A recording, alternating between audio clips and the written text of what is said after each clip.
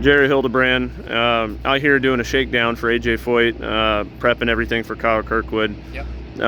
I guess first off is just to feel like getting back in the car again. Yeah, it's good. Been a couple years since being in here. It's a lot different than it was last time I was here. So great to just, for me to get out there and get a feel for it. Potentially looking ahead to March. But great for these guys to be out here doing the rookie day. All the rookies have been doing a really good job out there today. So this place is tough now with the PJ1, kind of getting the right feel for where the turn-in is there, especially into 1 and 2. 3 and 4 has been seemingly sort of on the easy side today. Everybody's got a few extra little bits and pieces that they can try compared to last year on the race weekend. So just trying to kind of run through the program.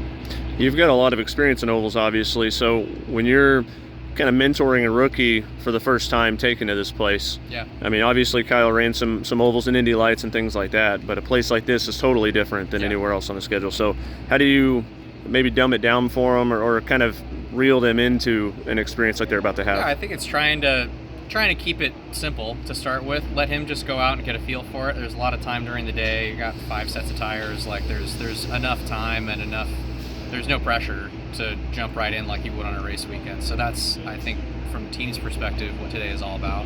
I mean, he's fast and he's good, so he got it right in and kind of got up to speed and was there. So once you get to that point, it's just trying to, I've been talking to him a little bit about what I look for in the car, particularly at a place like this, what you should be sort of willing to tolerate and maybe what you shouldn't, what you should try to be kind of staying away from.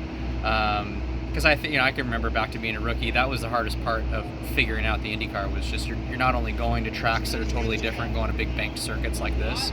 The 500 being at Indy, he hasn't been at, because Indy Lights didn't go there last year. True, yeah. So this is kind of like the first high-speed oval of any kind that Kyle's been to.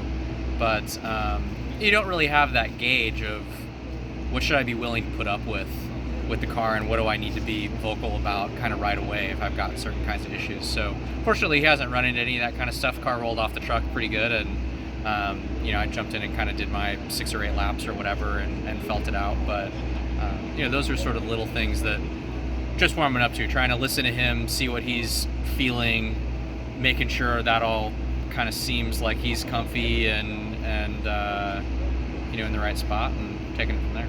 I mean, obviously, like you just said a minute ago, is like the PJ1 stained area was kind of new for you, so I won't touch on that, but I guess one thing I was curious about is being able to tell someone or help them adjust to what that transition is off of turn 2, because when it flattens out, it could really surprise some guys.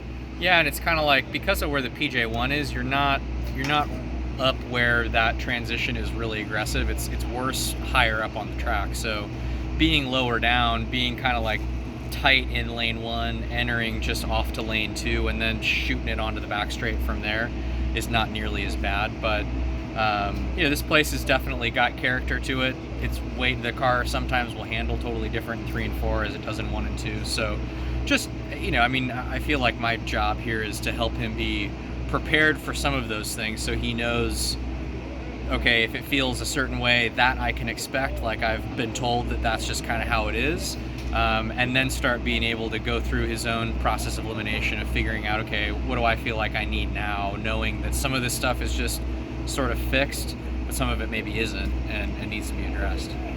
Obviously, it's great to see you here shaking the car down, being with AJ Foyt, but you just teased something a second ago about maybe being around later in March. Just kind of tell me what's the latest with you. Yeah, I mean, we've been talking about it for a long time, and there have been some little things kind of getting in the way, but I'd certainly love to be back in the car for more than just Indy.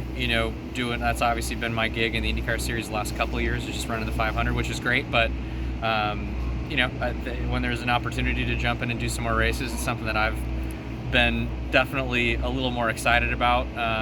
And had a great time with these guys at the 500 last year. So despite, the results maybe didn't seem like anything special, but, sometimes you can just tell being with a group that you click and get things rolling in the right direction. And that's, as a driver at this point, especially for me, that's what I'm looking for, is just, the right group of guys that you can go out and you can know that you can dig yourself out of a hole if you need to. If the car doesn't roll off the truck, great, that you can kind of like get with it and get with the program, be on the same page, all that kind of stuff. So That's what I've found with this group here at AJ Foyt, and particularly Kyle being on board. Like, he's obviously shown already on road and street circuits that he's super quick, like right with it, and quick learner around here.